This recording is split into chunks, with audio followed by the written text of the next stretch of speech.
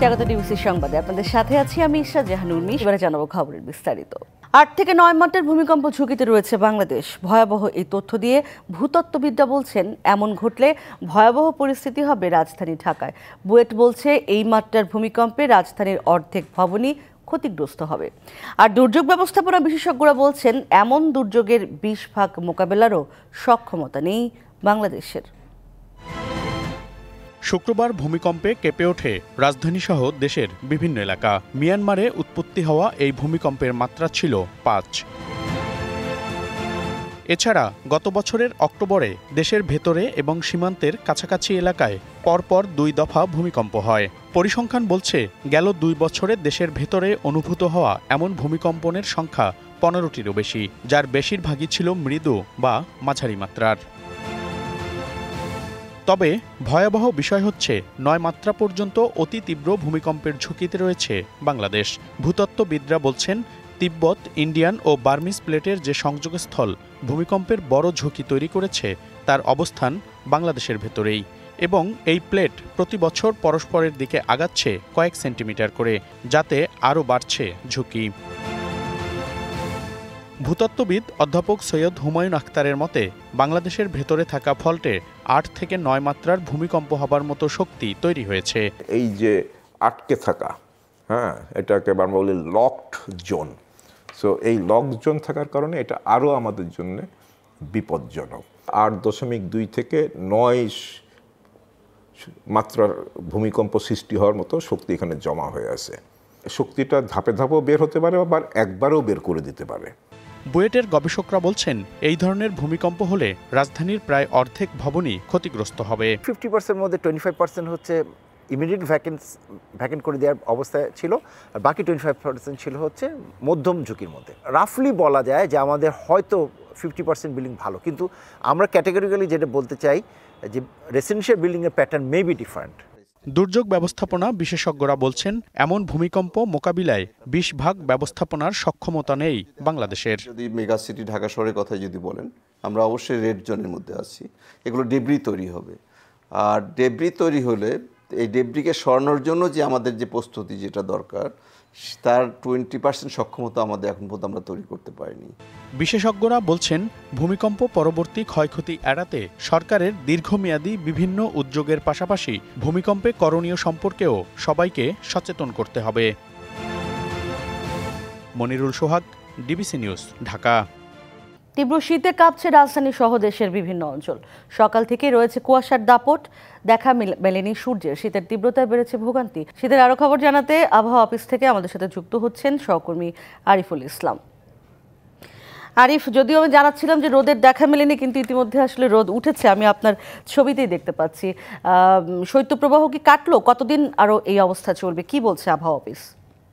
উর্মি, নিশ্চয়ই সুখবর এটি যে কয়েকদিন বাদেই সূর্য দেখা পেয়েছে রাজধানী সহ দেশের প্রায় প্রতিটি অঞ্চলে, শুধুমাত্র পঞ্চগড় ছাড়া। কারণ পঞ্চগড়ে এখনো কিন্তু শৈত্যপ্রবাহ অব্যাহত রয়েছে বলে জানিয়েছে আবহাওয়া অফিস। সেই পক্ষ থেকে আরও যে তথ্য দিয়েছে সেটা হচ্ছে যে আজকে থেকে বলা যায় যে 8 তারিখ পর্যন্ত আবহাওয়ার পূর্বাভাসে বলা হয়েছে যে আজকে যে ধরনের তাপমাত্রা রয়েছে মোটামুটি বলা যায় যে 1 থেকে 2 ডিগ্রি তাপমাত্রা বৃদ্ধি পেয়েছে। তার মানে বুঝতে হবে যে স্বাভাবিক হয়েছে, তবে শীতের যে অনুভূতি সেটা কিন্তু অনুভূতি থাকবে বলে আমাদেরকে জানিয়েছে। আরেকটি বিষয় তিনি আরও জানিয়েছেন যে বিষয়টি, সেটা হচ্ছে যে এই যে 8 তারিখের পর থেকে, বিশেষ করে 8 তারিখে 8 জানুয়ারি ময়মনসিংহ এবং কি সিলেট অঞ্চলে হালকা বৃষ্টিপাত হওয়ার সম্ভাবনা দেখছে। তার পরবর্তীতে আবারও নতুন করে এটি মাঝারি ধরনের শৈত্যপ্রবাহ হবে। মাঝারি ধরনের শৈত্যপ্রবাহ আর মৃদু শৈত্যপ্রবাহের পার্থক্য কিন্তু রয়েছে, কারণ মাঝারি ধরনের শৈত্যপ্রবাহ মোটামুটি বলা যায় যে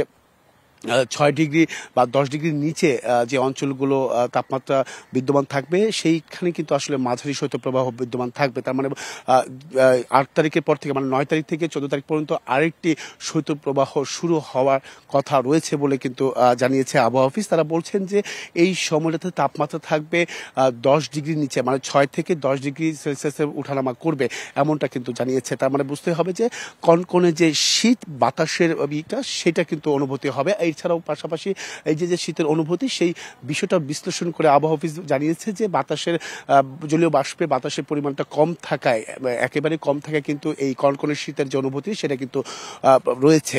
তো এটাও অব্যাহত থাকবে। আরেকটি বিষয় জানিয়ে রাখি যে মাঝারি যে শৈত্যপ্রবাহ সেটা দেশের পঞ্চগড়, চুয়াডাঙ্গা এবং কি ঈশ্বরদী এই সমস্ত অঞ্চলগুলোতে তাপমাত্রা 10 থেকে 6 ডিগ্রি সেলসিয়াসে নেমে আসবে।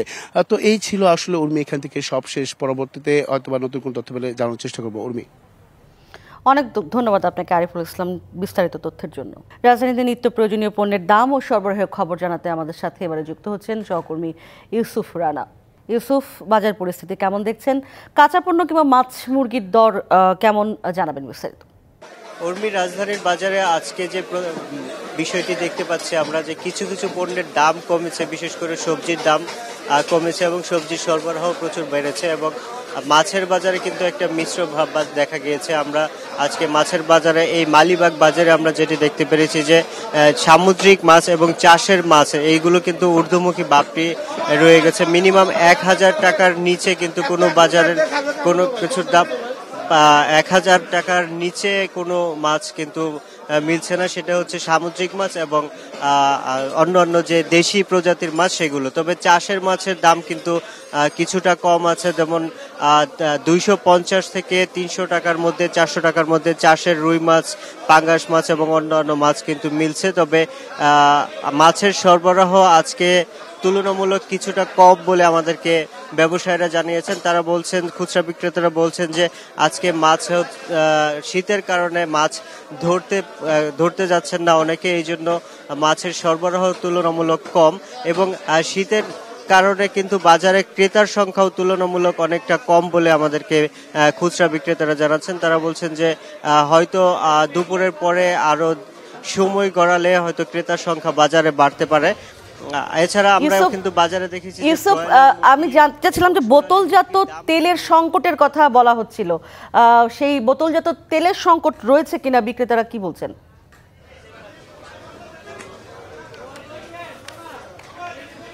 বিক্রেতারা আমাদেরকে আজকে যেটি জানিয়েছেন যে বোতলজাত তেলের পরিমাণ কিন্তু 2 লিটার এবং 5 লিটারের যে তেল সেটি কিন্তু পাওয়া যাচ্ছে, তবে হাফ লিটার এবং 1 লিটার তেলের যে বোতলজাত তেল সেটি কিন্তু বাজারে এখনো সরবরাহ নেই। এবং বিক্রেতারা আমাদেরকে যেটি বলছেন যে খুচরা ক্রেতারা কিন্তু এই 2 প্রকার তেল অর্থাৎ হাফ লিটার এবং 1 লিটার তেলই কিন্তু বেশি কিনে থাকেন, অর্থাৎ এই তেলের চাহিদাই কিন্তু সবচেয়ে বেশি বাজারে, কিন্তু তারা ক্রেতাদের চাহিদা মতো এই তেল দিতে পারছেন না এবং এই জন্য কিন্তু তাদের বেচা বিক্রিতেও বেশ অসুবিধা হচ্ছে বলে আমাদেরকে জানিয়েছেন। অনেক ধন্যবাদ আপনাকে ইউসুফ, ধন্যবাদ।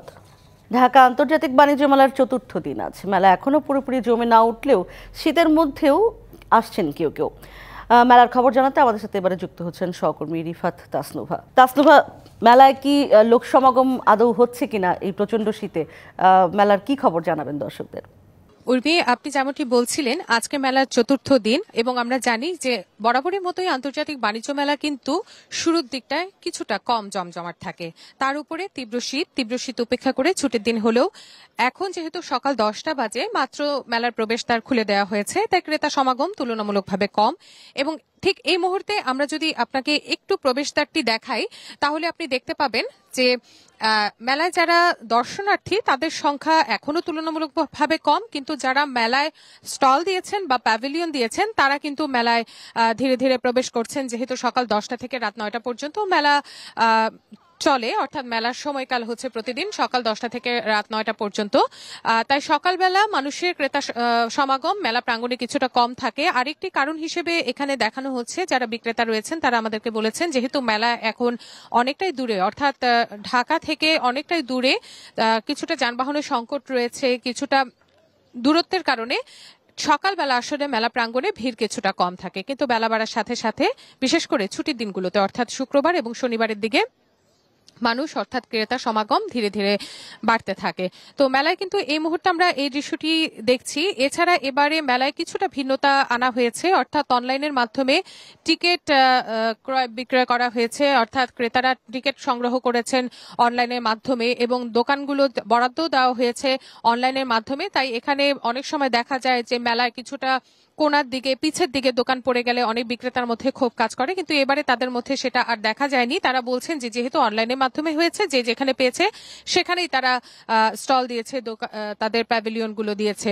বেশ কয়েকটি বড় বড় প্যাভিলিয়ন আমরা এখানে দেখতে পাচ্ছি। তারাও কিন্তু আমাদেরকে বলছেন যে যখনই মেলার কিছুটা দিন অর্থাৎ 15 দিনের পর থেকে দেখা যায় মেলা প্রাঙ্গণে ভিড় কিছুটা বাড়তে থাকে, তারপরেও শুক্র শনিবার গুলোতে মানুষের প্রত্যাশা অর্থাৎ বিক্রেতাদের প্রত্যাশাটা কিছুটা বেশি থাকে যে তাদের বেচাকেনা এখানে ভালো হবে। এবং তারা এটাও বলছেন যে এবারে মেলায় আসলে তারা গতানুগতিক যে জিনিসগুলো রয়েছে সেই জিনিসগুলো। অনেক ধন্যবাদ আপনাকে তাসনিমা, ধন্যবাদ।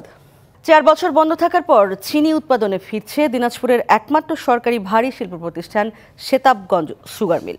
এমন খবরে প্রতিষ্ঠানটির কর্মচারীদের পাশাপাশি খুশি আখ চাষিরা। ভালো কিছুর আশায় বুক বাঁধছেন স্থানীয়রাও। তাদের অভিযোগ, রাজনৈতিক কারণেই সচল থাকা মিলটি বন্ধ করেছিল তৎকালীন ক্ষমতাসীন আওয়ামী লীগ। 1933 সালে প্রতিষ্ঠিত সেতাবগঞ্জ সুগার মিল জরাজীর্ণ হয়ে পড়ায় বন্ধ করে দেওয়া হয় 1975-এ। পরে আবার চালু করা হয় 7 বছর পর। 2020 সালের 1 ডিসেম্বর আখ সরবরাহে স্বল্পতা ও লোকসানকে কারণ দেখিয়ে মিলের আখ মারাই স্থগিত করে আওয়ামী লীগ সরকার। তবে গেল বছরের 15 ডিসেম্বর অন্তর্বর্তী সরকার সেই স্থগিতাদেশ প্রত্যাহার করে।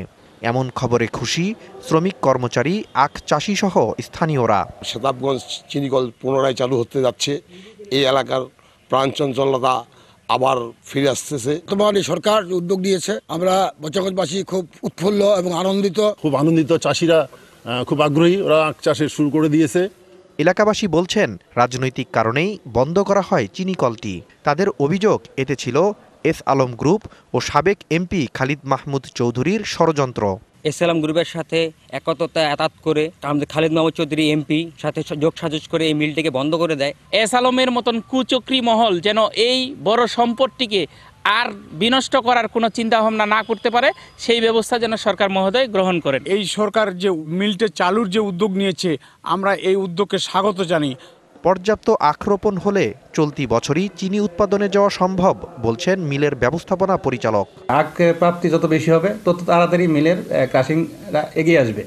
তবে আশা করা যাচ্ছে যে এই বছর যদি আমরা পর্যাপ্ত প্লান্টেশনের দিকে যাই, তাহলে হয়তো আগামী বছর অথবা তার পরের বছরে মিলটা আমরা ফুল ক্রাশিংয়ে যেতে পারবো। দ্রুতই সুগার মিলটি ফিরবে চিনি উৎপাদনে, আরও সমৃদ্ধ হবে অঞ্চলটির ব্যবসা বাণিজ্য, এমন প্রত্যাশা সকলের।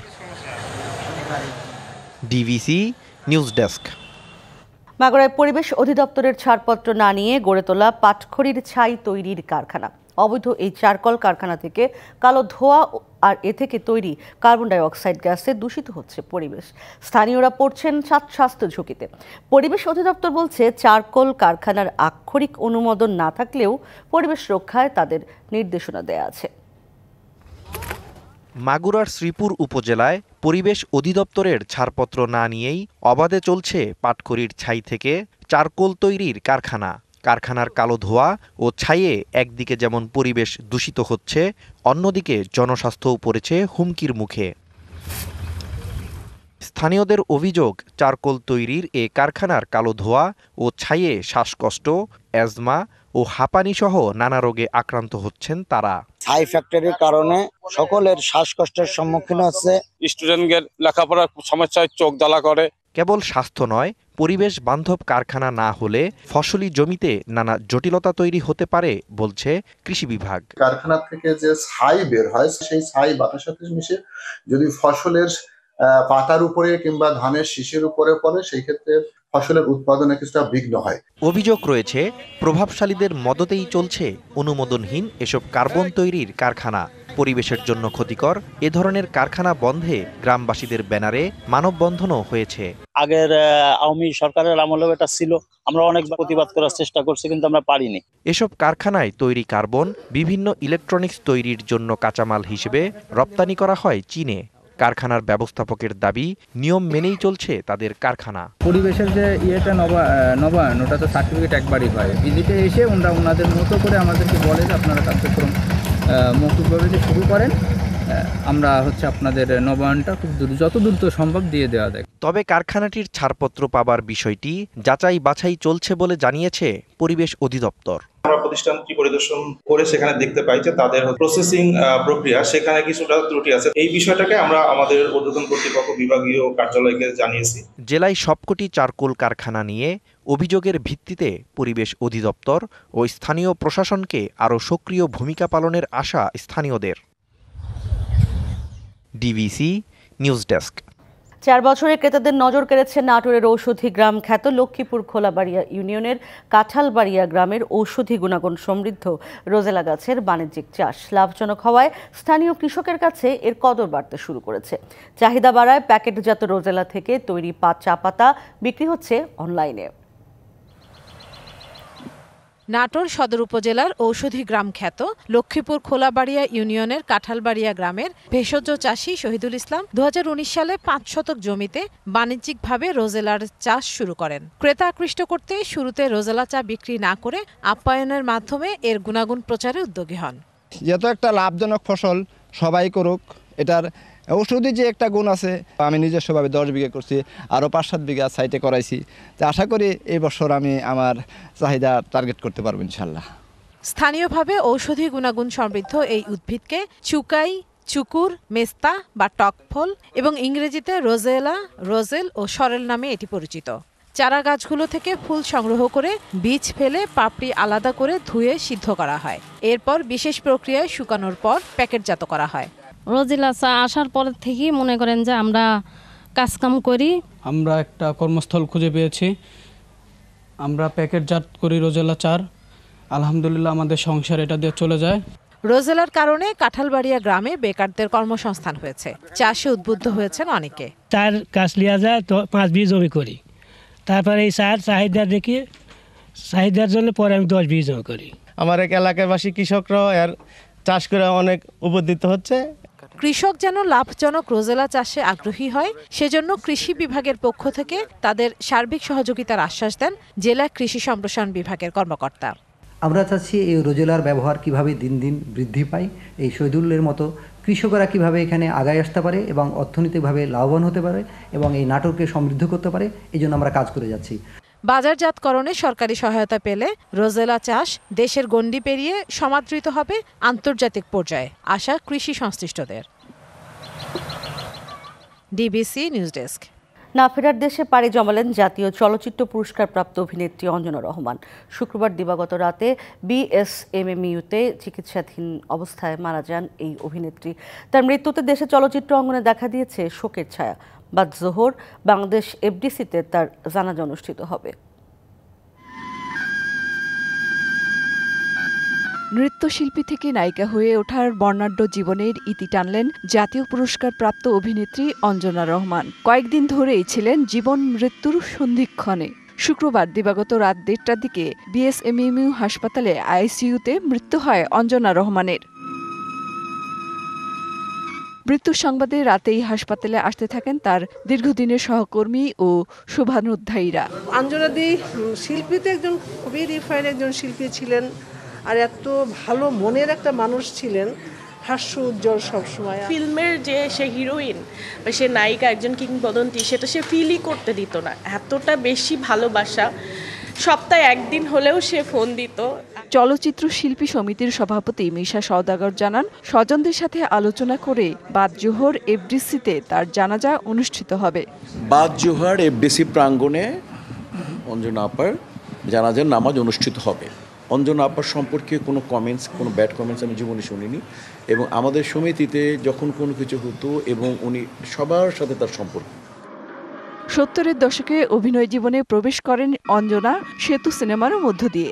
এরপর চলচ্চিত্র অঙ্গনে দ্যুতি ছড়িয়েছেন 3 শতাধিক সিনেমায় অভিনয় করে। শুধু দেশীয় নয়, অভিনয় করেছেন এশিয়ার কয়েকটি দেশের চলচ্চিত্রেও।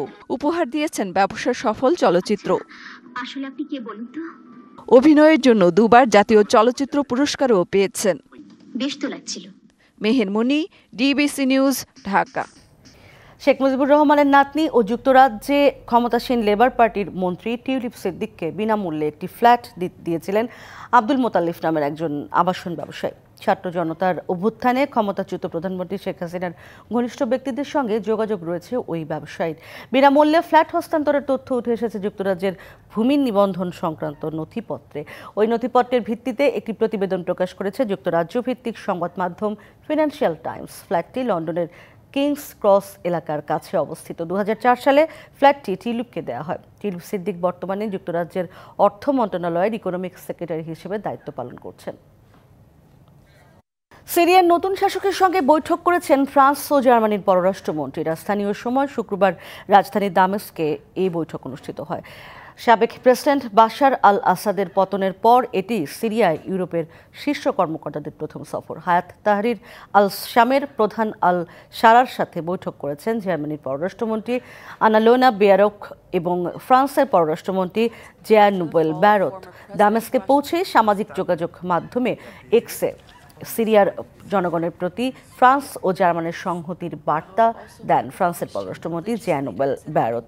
বৈঠকের পর এক সংবাদ সম্মেলনে জার্মান পররাষ্ট্রমন্ত্রী আনালেনা বেয়ারবক বলেন, ইউরোপ সিরিয়াকে সমর্থন করবে, তবে ইসলামপন্থী কাঠামোর জন্য অর্থায়ন করবে না।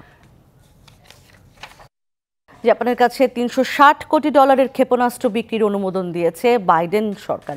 স্থানীয় সময় শুক্রবার ওয়াশিংটন জানিয়েছে জাপানের কাছে 1200টির বেশি অত্যাধুনিক ক্ষেপণাস্ত্র ও অন্যান্য সরঞ্জাম বিক্রি করা হবে। মার্কিন প্রতিরক্ষা নিরাপত্তা সহযোগিতা সংস্থা DSCA এক বিবৃতিতে জানিয়েছে, এশিয়ার প্রশান্ত মহাসাগরীয় অঞ্চলে গুরুত্বপূর্ণ মিত্র দেশের নিরাপত্তা, রাজনৈতিক স্থিতিশীলতা ও রাজনৈতিক অগ্রগতি জোরদার করার উদ্দেশ্যেই জাপানের কাছে ক্ষেপণাস্ত্র বিক্রি করবে মার্কিন যুক্তরাষ্ট্র। ক্ষেপণাস্ত্র বিক্রির প্রস্তাবটিতে অনুমোদন দিয়েছে যুক্তরাষ্ট্রের পররাষ্ট্র দফতর। এ সংক্রান্ত যাবতীয় বিষয় মার্কিন কংগ্রেসকে অবহিত করেছে দেশটির প্রতিরক্ষা নিরাপত্তা সহযোগিতা সংস্থা DSCA। চ্যাম্পিয়ন্স ট্রফিতে সাকিব আল হাসানকে পেতে শেষ চেষ্টা করবে বিসিবি।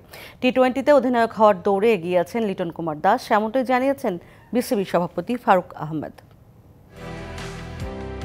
দেশে আসা বন্ধ, দেশের বাইরেও করেছেন সিরিজ মিস, খেলতে পারছেন না বিপিএল। বাংলাদেশের হয়ে সাকিব আল হাসানের শেষটা দেখে ফেলেছেন অনেকেই। তবে শেষ হইয়াও শেষ হয়নি সাকিব আল হাসান অধ্যায়। তাকে চ্যাম্পিয়ন্স ট্রফিতে ফেরাতে শেষ চেষ্টাটা করবে বিসিবি। উচ্চ পর্যায়ের সাথে বসে অল্প কিছুদিনের মধ্যেই নেওয়া হবে চূড়ান্ত সিদ্ধান্ত। সাকিব এখনো তো রিটায়ারমেন্ট হয় নাই, মানে তেমন কোনো কিছু হয় না সাকিবের। ট্রাই না, এটা লিগে সাকিব এখনো তো যদি রিটায়ার করে ফেলতো তাহলে বলতাম যে ও আর নাই। যদি কোনো ওর যে ইস্যুগুলো আছে সে তো মাঝে মাঝে মন্ত্রণালয়ের সাথে কথা বলে কিভাবে ওইটা কি করা যায়। আর ওর যে জিনিসগুলোতে আমার হেল্প করার কোনো ব্যাপার নেই, এটা আমি আগেও বলেছি এখনো বলছি। এটা শুধুমাত্র গভর্নমেন্ট লেভেল থেকে যদি কোনো ইনস্ট্রাকশন আসে, ওর যেই সমস্যাগুলো আছে ওগুলো যদি ঠিক করতে পারে তাহলে কিন্তু আমার মনে হয় যে এটা একটা ব্যাপার ডিসিশন নিতে পারে। তারপর তার ফিটনেস, তারপর মেন্টাল স্টেট, তারপর সিলেকশন কমিটি আছে, তারা ডিসাইড করবে। গুঞ্জন হলো সত্য, নাজমুল শান্ত টি-20 ফরম্যাটে নেতৃত্ব ছেড়েছেন। নতুন অধিনায়ক হতে পারেন লিটন দাস, তবে টেস্টের মতো চ্যাম্পিয়ন্স ট্রফি পর্যন্ত ওয়ানডে ফরম্যাটের নেতা শান্ত। ও তো টিমের বাইরে গেছে ইনজুরির জন্য। If he comes back he will come back as a captain.